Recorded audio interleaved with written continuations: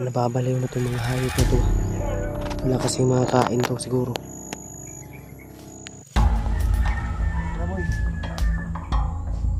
Gaboy.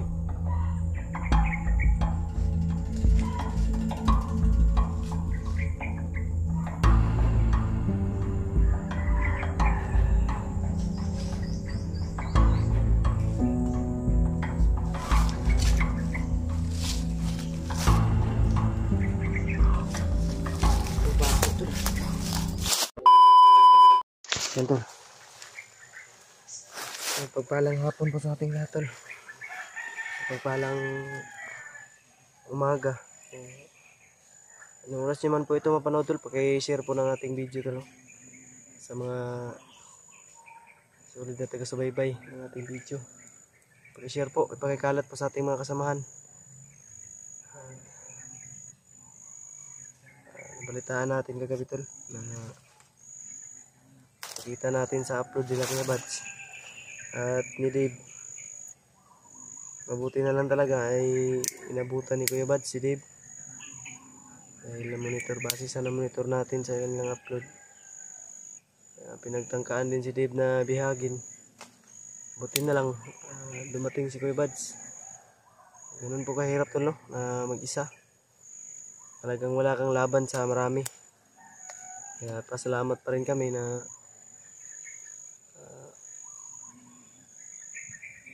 sinadya talaga ng panahon na timingan pa rin ni Kuya Bads na nasa malapit lang sila. Yung pangyayaring yun kahapon po na nabihag si Dave ay yun na pala po yung mga narinig naming nasigaw. Ang buong akala lang namin ay mga bandido na humahabol sa amin at yung mga nagbihag kay Pawix. Kaya ang kami ay umiwas kami dahil ang pakay namin tol ay masalba agad yung problema, kaya mas minabuti po namin na umiwas, no, sa mga kalaban dahil hindi sa lahat ng bagay ay sa lahat ng oras ay puro patayin yung mangyayari tol, dahil nagkakakonsensya din minsan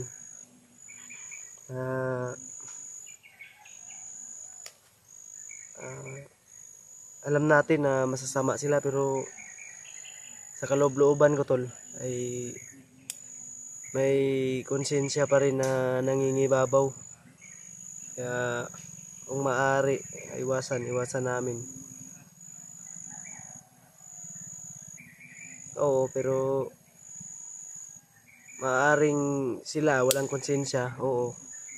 Pero alam natin na tao lang din sila.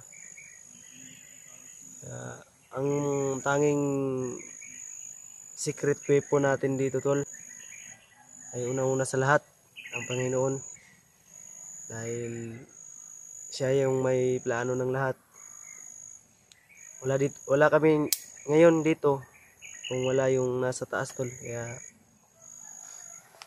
kanina bago kami nagpatuloy ni Justin, ng kapatid ko tol, ay mas minabuti naming magdasal at humingi ng gabay sa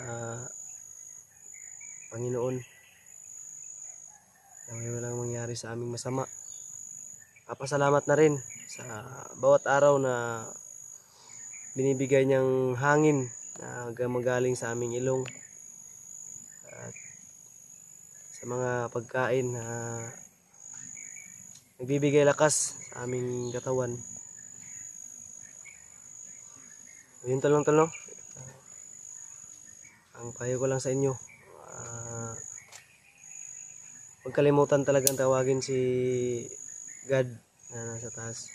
Kahit ganoon po ka hirap ng problema, mga pagsubok, huwag po kayong mawala ng pag-asa dahil walang problema na hindi kayang lagpasan.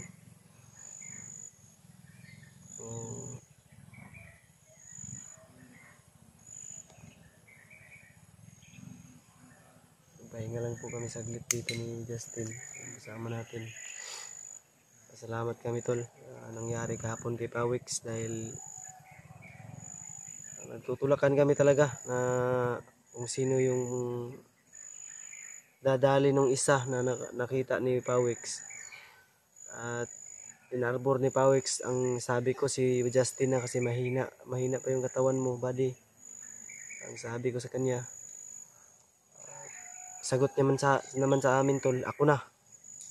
Siya na lang daw yung kakana o papas lang. Hindi namin alam na ganun na pala yung kinakahantungan. O, yung disgrasya ay hindi mahuhulaan. Talagang pag oras mo na talaga. Oh. Parang uulan na ba? May mga nalugdog na tol yung kidlat pa. May kidlat na. Pasensya tol no kung mabagal yung pag-usad namin o pag-proceeding namin. Dahil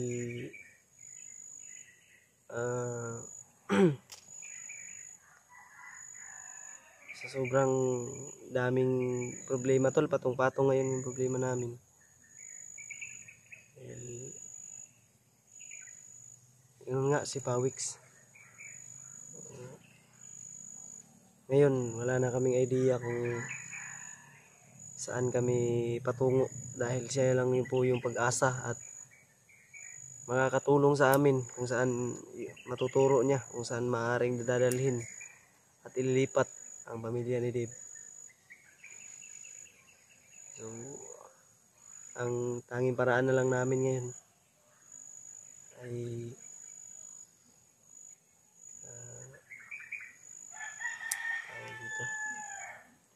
tanging paraan na lang tol.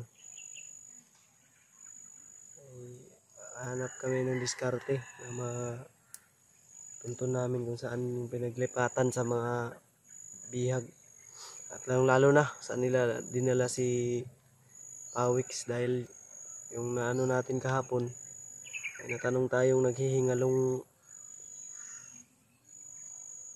kampon ata ni Bagnot yun. Pinatay na daw nila pero hindi ako maniniwala na tol dahil sila din ang malalagutan kung hindi inutos ni Bagnot ay sinusuway nila. At yung isipan ko ay positibo pa rin na buhay pa si Pawix at ligtas lang siya ngayon. Oo, maaaring pinaparusahan siya pero kailangan namin magmadali ngayon tol no? Ito po hinihintay natin tol. Samahan niyo naman po kami ngayong hapon na ito. At ang hinihingi ko pa rin sa inyo tol, yung bawat isang dasal. At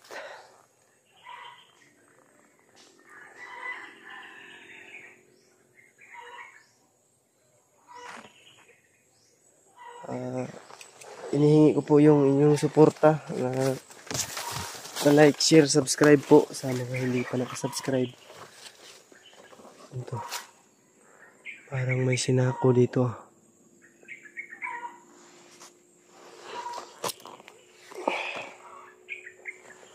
Tignan muna natin dun.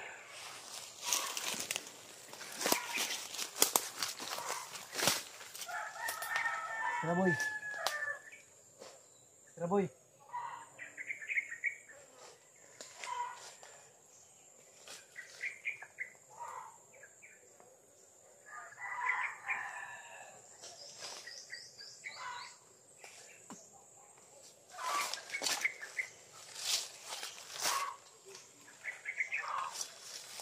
Bago to. May kung anong nilagay dyan. Mga laman loob ata yan. Hindi ko matukoy kung anong laman loob. Ang daming langaw tol. Baho. Kasi tabi po sa mga kumakain tol.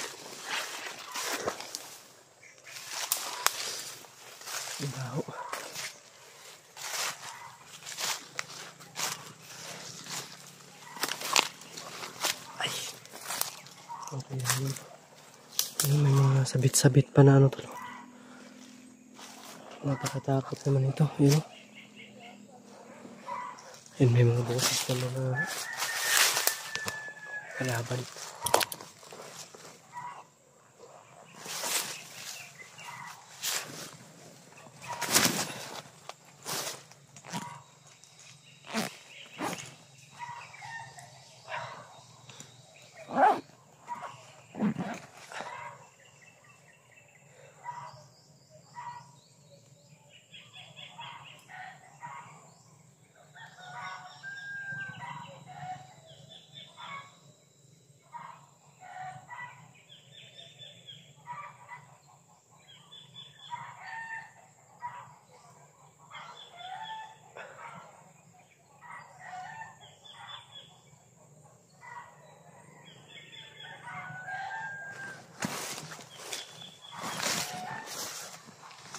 Boses ng tao kami.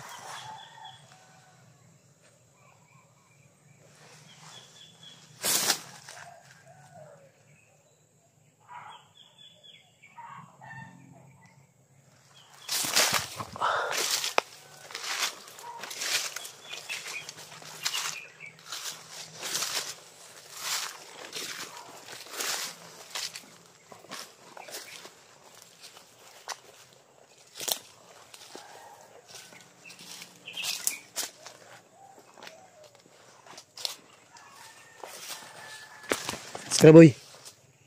Saan ka? Saan ka?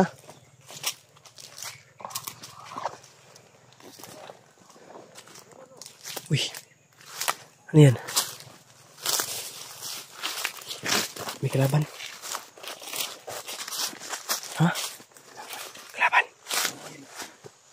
Uy. May binabanti sila. Mga bihag daw. Ito yung binabanti nila. Grabe, puro mga maskulado yung kinukuha nila dito.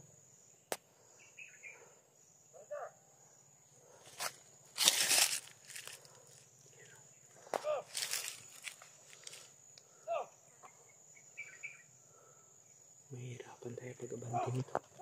Pero baka yung pinaabante nila siguro yan na yung pag-inaglit.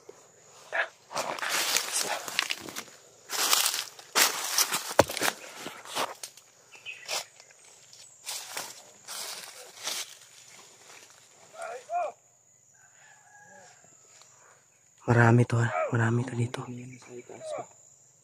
Huwag tayong pagkumpiyansa.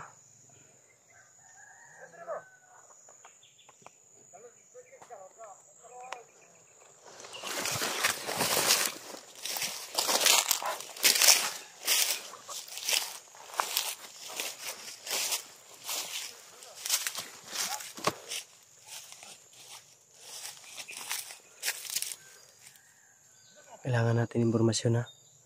Huwag muna tayong sugod na sugod. Huwag tayong padalos-dalos. Kailangan natin yung impormasyon ngayon kasi wala na tayong tour guide. Kinuha na yung tour guide natin. Nag-iisang puno ng ano, nasa gitna sila. Tara, tara, pasin.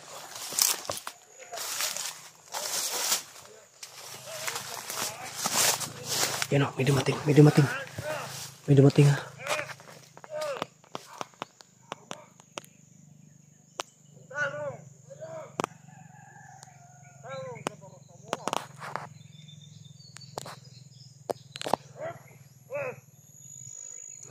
Nababaliw na itong mga hayop na to.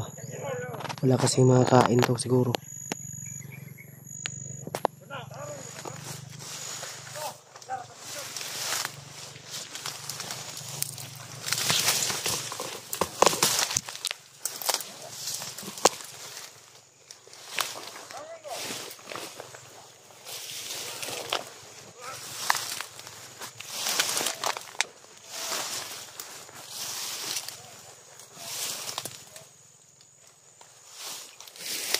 Dito.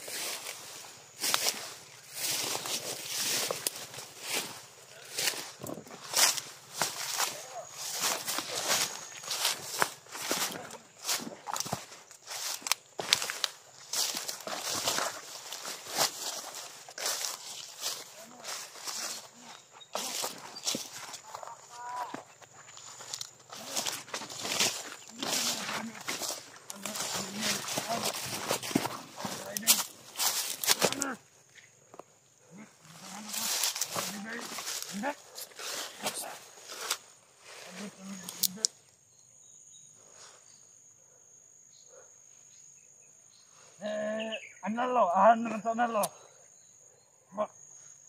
Ang sarja. Saan? Ay, ingat si Commander was ko. Saman. Bihag daw nila. Marino dito sa Wala 12.